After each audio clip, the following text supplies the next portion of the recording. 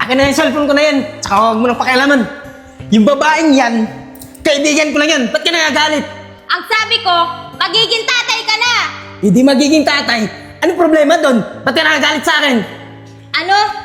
Tatanungin mo ako kung bakit ako nagagalit. Kung sa ibang lalaki yan at nalaman nilang magiging tatay na sila, magiging masaya sila at matutuwa. Eh ikaw, wala kang pakialam. Oh, anong gusto mo? Magsaya ako at magtatalon? Di ko nga alam eh, kung anak ko yung nasa loob ng tiyan mo. Baka sa asawa mo yan. Kaya ka sumama sa akin, para gusto mo mapanagutan ko yung batang yan. Allen, napakakapal talaga yung mukha mo eh. Tinalikuran ko yung asawa ko para sumama ako sa'yo. Tapos gaganyanin mo lang ako. Di ba? Ang sabi mo sa akin, maganda tong bahay mo. Hindi naman pala. Mary Joy, tumigil ka nga dyan. Baka ano ba ang magawa ko sa'yo?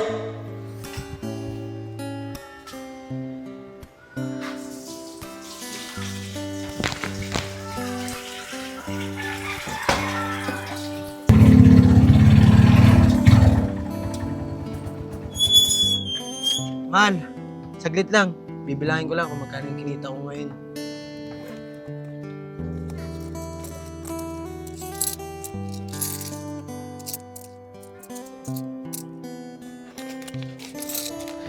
Mahal, nakaka 600 plus na pala ako.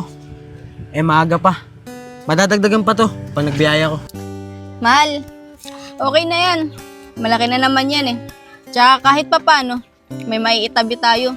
Para na rin makapagpahinga ka ng maaga. Alam mo mahal, naninibago talaga ako. Dahil kung kay Mary J to, kung ano-anong sasabihin nun, at magagalit pa yun. Naku mahal, hayaan mo na siya. Huwag mo nang isipin yun. May stress ka lang eh. Alam mo naman yun, masyado maluho. Kaya naghahangad talaga siya ng malaki ang may ibigay mo.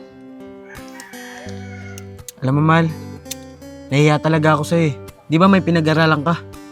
Tapos papatol ka lang sa katulad kong tricycle driver. Ano ka ba naman mahal? Kahit anong trabaho mo, mamahalin pa rin kita. Dahil alam ko namang mabuti kang tao eh. At hindi mo ako pababayaan. Kaya huwag ka na mag-isip ng kung ano-ano dyan ah. Saglit lang mahal. Parang gusto kong maglakad-lakad muna dito ah. Mahal, baka mahulog ka pa dyan. Tignan mo, ang taas-taas niyan. Mawalan pa ako ng minamahal eh. Ikaw talaga. Hindi yan. Hawakan mo na lang ako para sigurado ka. Sige, dahan-dahan ka lang ah.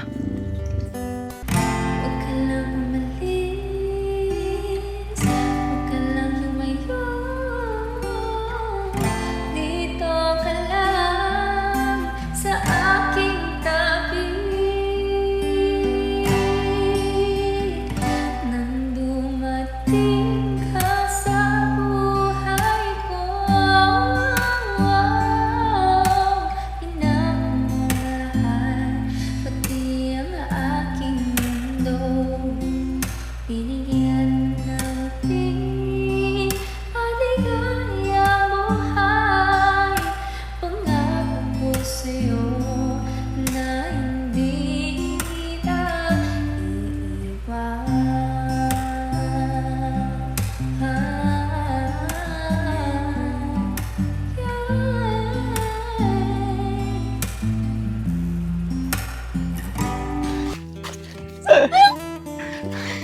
Mahal, tara na nga. Para makapagpahinga ako ng maaga. Sige mahal, tara na.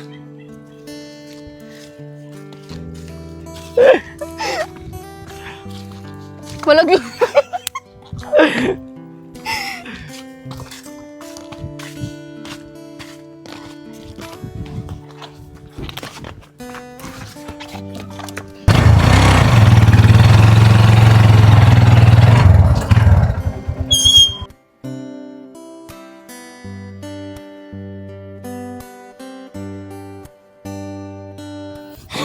Ikaw, masyado kang tamang hinala sa akin. Wala namang ginagawa sa'yo ah. Bakit? Totoo naman yung nakita ko ah! Bitawan mo pati ako! Nasasaktan na ako eh! Nasaktan, tama lang sa'yo to.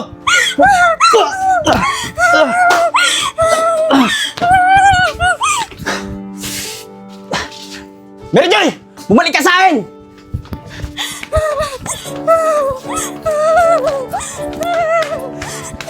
Mary Joy! Bumalik ka dito!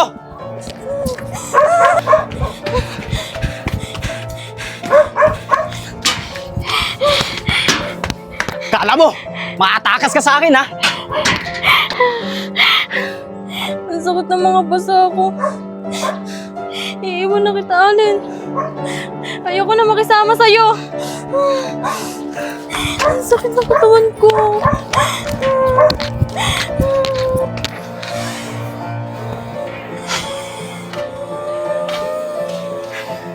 Saan ka pupunta? Akala mo makakatakas ka sa akin.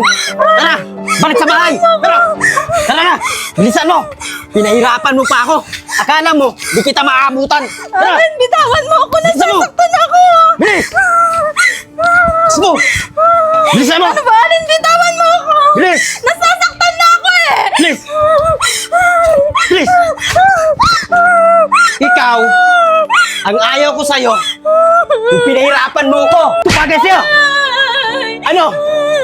Uulit ka pa ba? Tatakasan mo ko? At paghihinalaan mo ko? Aray ko! Ano? Uulit ka pa ba? Yan ang bagay sa'yo eh. Tamang hinahala ka. Napakasinungaling mo, Allen! Ang sabi mo sa akin, hindi mo ako sasaktan at aalagaan mo ako. Pero anong ginagawa mo? Sinasaktan mo ako, di ba?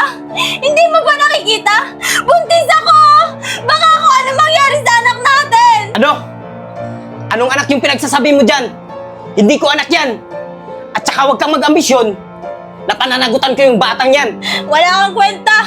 Kaya ako sumama sa'yo dahil ang akala ko, giginhawa ang buhay ko. Kabaliktaran pala! Puro paghihirap at pagdurusa lang ang dinanas ko sa'yo.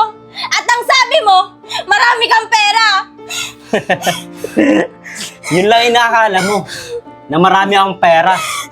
At alam mo ba kung saan galing yung pera yun? Napanalunan ko lang yun sa sugal. Ngayon wala na. Magtiis ka. At least, nakuha ko na yung gusto ko sa'yo at napagsawaan na kita. Kaya huwag kang madrama dyan.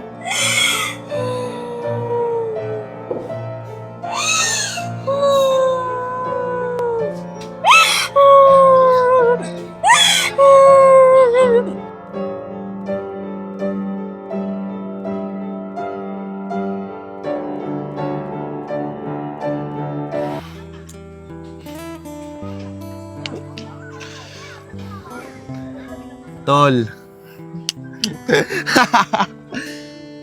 Wala ka. Balita ko. Nagsasama na yung dalawa. Si paring Oscar, tsaka si Mariel. Eh di ba? Matagal mo nang gusto yun. Pare, tumigil ka nga dyan. Di magandang biro yan ha. Oo, matagal ko na nga gusto si Mariel. At malapit na ako magtapat sa kanya. Naliligawan ko siya. Pero malabo mangyari ang sinasabi mo na magsasama na si Oscar tsaka si Mariel. Dahil alam ni paring Oscar na matagal ko nang gusto si Mariel.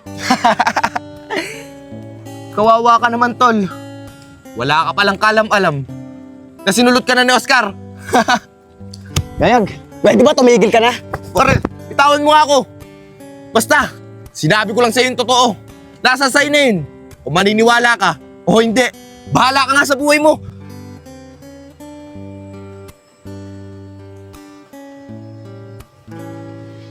Huwag naman sana mangyari sinasabi ni Ayag. Dahil baka makalimutan ko na naging kaibigan kita, Oscar.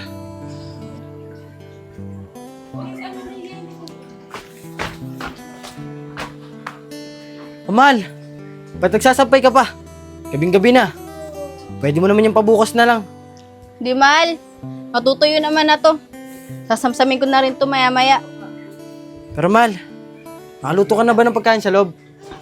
Oo Mal, kaluluto ko lang. Wait lang ah, tapusin ko lang to. Sabay na tayo kumain. Pero, Mahal, pwede ba? Bago tayo kumain, tara muna sa kwarto. Kwarto ka dyan. Pagod ka eh. Kaya mo ba? Di Mahal, kahit ako pagod, kahit pahit ako, malakas to. Tara. Sigurado ka. Baka makalas yung buto mo.